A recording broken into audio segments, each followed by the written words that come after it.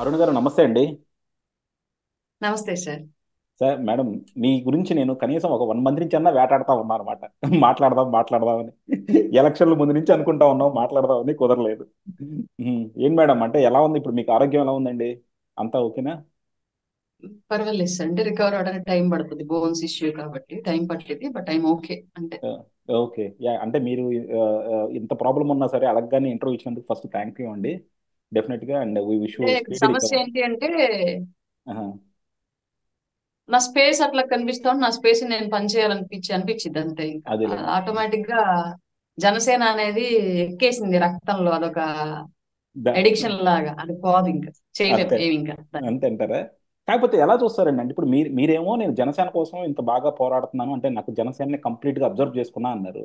కానీ మీలాగే కొంతమంది ఇప్పుడు జనసేన నాయకులను కూడా ఎంతో జనసేన అభిమానించి పవన్ కళ్యాణ్ గారిని అభిమానించిన వాళ్ళు ఎలక్షన్లో సీట్ రాలేదనో లేకపోతే ఏదో కారణాల వల్ల ఇప్పుడు మనకి విజయవాడ వెస్ట్లో చూసాము, విజయవాడ ఈస్ట్లో.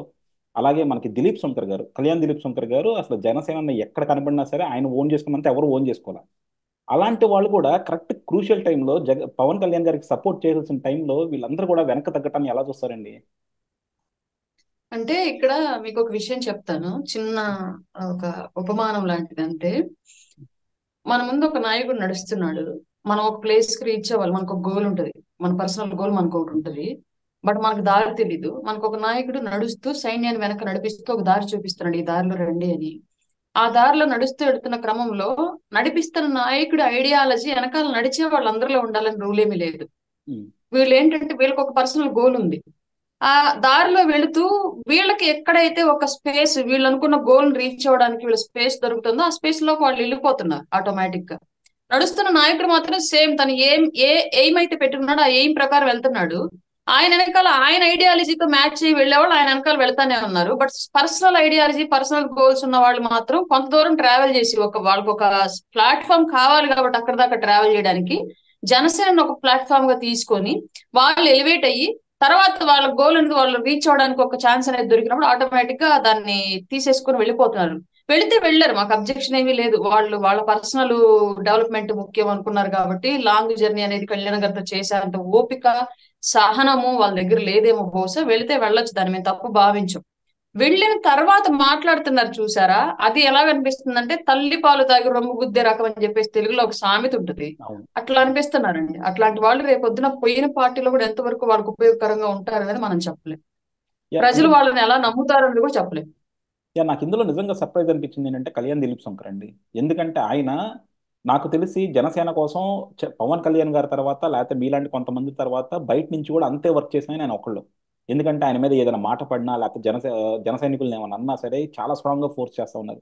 అలాంటి వాళ్ళు కూడా ఉం. ప్లేట్ తిప్పడం అనేది మాత్రం కొంచెం అన్కంఫర్టబుల్ గా చెప్పాను అనిపించింది. కదండి. ఉమ్, చెప్పాను కదండి, వాళ్ళ పర్సనల్ ఆస్పిరేషన్స్ ఏముంటాయి అనేది మనకు బయటకు ఎలివేట్ అవ్వలేదు కాబట్టి మనకు తెలియదు. మేబీ వాళ్ళ ఆస్పిరేషన్ అనేది రీచ్ అయ్యే టైం వచ్చేటప్పుడు వాళ్ళు ఆ దారి తీసేసుకున్నారు అనుకోవడమే మనం దాన్ని. ఇంకా ఉమ్. సపరేట్ గా ఇంకే రకంగా దాన్ని డిస్క్రైబ్ చేయలేం. ఇప్పుడు కాకపోతే మనకి కళ్యాణ్ రెండు. గారి మైండ్ సెట్ ఎక్కడ మారలా. మాలాంటి కార్యకర్తల మైండ్ సెట్ ఎక్కడ మారలా. కొందరు నాయకులే మారారు అంటే అర్థం ఆటోమేటిక్ అదే కదా. ఇప్పుడు ఈ ఎలక్షన్ కి టికెట్ రాలేదు, లేదా ఈసారికి కళ్యాణ్ గారి దగ్గర వాళ్ళకి అనుకున్న స్థాయి దక్కలేదు. ఆటోమేటిక్ గా ఆ స్థాయి దక్కే ప్లేసులకో లేదంటే ఇంకొక రకానికో వెళ్ళిపోయారు అంతే. దాన్ని ఇంక మనం ఏమి చేయడానికి అనడానికి ఏమీ లేదు. యా. కాకపోతే మనకి 2014 అప్పుడు కూడా మనం ఇలాంటివి చూసాం. సారీ, 2019లో కూడా ఇలాంటివి చూసామండి. మళ్ళీ 2024లో కూడా ఇలా చూసాం. అంటే అప్పటికి ఇప్పటికి పెద్ద తేడా లేదు. అంటే అప్పుడు కూడా పవన్ కళ్యాణ్ గారు వెనకాల ఎవరైతే చాలా క్లోజ్ గా మూవ్ అయ్యారో ఆ నాయకులు వెళ్ళిపోయారు. 2024 కూడా వాళ్ళే వెళ్ళిపోయారు, అలాంటి వాళ్ళే వెళ్ళిపోయారు అనమాట. ఎలా చూస్తామండి అంటే పార్టీలో సరిగ్గా అయినా అసెస్మెంట్ చేసుకోవట్లేదు. అంటే ఎవరు పార్టీ కోసం కష్టపడుతున్నారు, ఎవరు స్వలాభం కోసం కష్టపడుతున్నారు అని ఆ పార్టీ స్ట్రక్చర్లు ఫామ్ చేసుకోవడంలో విఫలమైందని చెప్పొచ్చా మనం జనసేనని?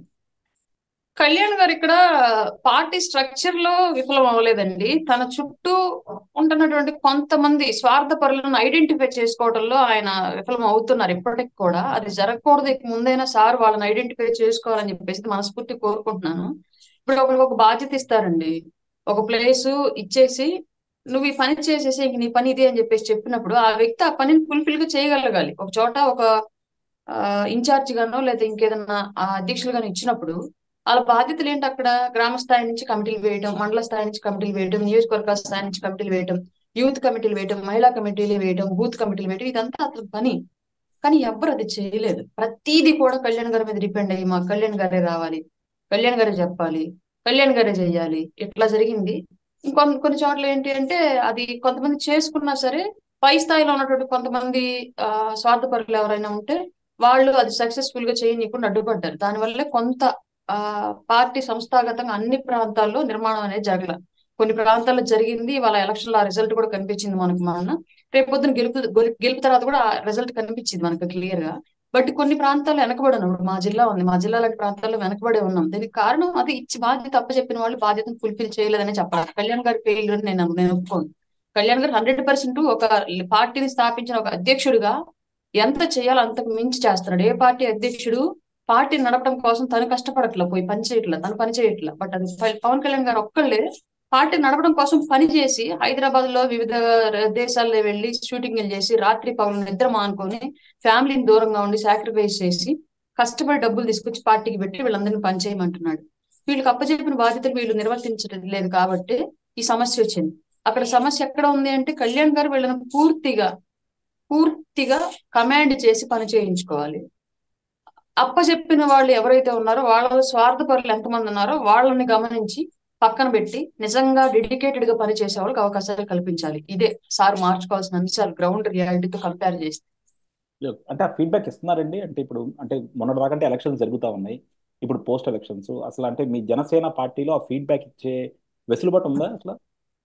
ఉందండి, క్లియర్ గా ఆల్రెడీ సార్ దగ్గర రిపోర్ట్ ఉంది. ఏ జిల్లాకు సంబంధించినటువంటి పరిస్థితి ఏంటి అనేది క్లియర్ గా సార్ దగ్గర రిపోర్ట్ ఉంది. ఆఫ్టర్ రిజల్ట్స్ దీని మీద చర్య తీసుకుంటారు. ఆల్రెడీ మాకు చెప్పారు కూడా ఆ విషయం క్లియర్ గా.